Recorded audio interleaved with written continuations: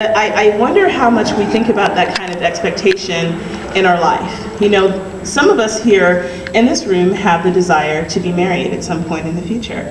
And unfortunately, that built-in desire for some of us has created an expectation of, I'll start my life when, da-da-da-da. They don't think about, well, what are you doing right now? You know, what are you doing for God to be excellent today? Because you don't have to wait until that man comes along in order to get the things in your life that you want. And if you wait, and I believe me, I've talked to many brothers, you will be sitting there for a long time.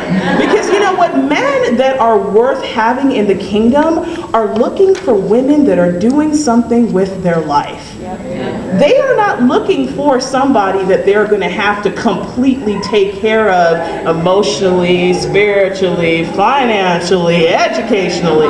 Come on now, they're one brother, they're not Jesus. There are two examples that I want to share with you of women that I have seen that have done incredible things. There is a woman in our ministry that wants to be a mother. She wanted to be a mother all of her life.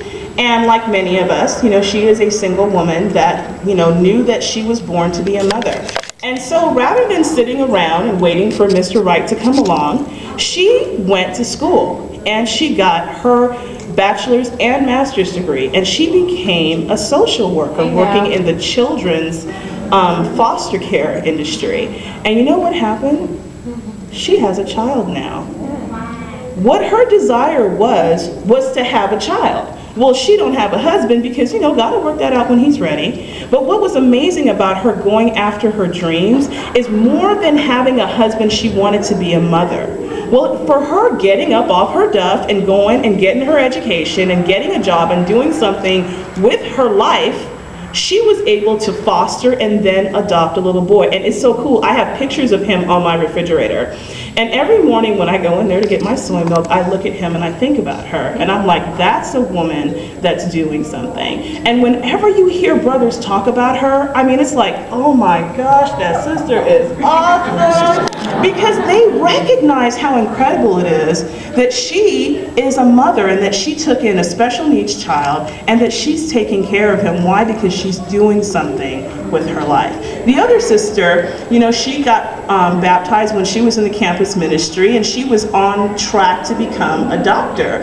And you know, a lot of people in the kingdom had this misconception that, you know, if you want to be a good disciple, you can't have any money, and you can't, you know, going after those degrees and those pursuits are wrong. Well, you know what? Single woman, wanted a husband, didn't sit on her duff, went to school, got her doctorate, went to Phnom Penh, found her husband over there. He's a doctor too. They are so powerful together because she did something with her life, and guess what she met? Somebody who was doing something with his life. And together they are the most incredible couple doing things for God. So whatever your expectation may be of the dreams that maybe you had when you were a little girl, or dreams that you may have created now that you're a Christian, don't sit down and wait. Because God expects us to live our life to the full, and the only way we can do that is if we do something. Use the talents that you have. There are so many incredible things you can do, but sitting around and waiting for your dreams to happen is not going to help you.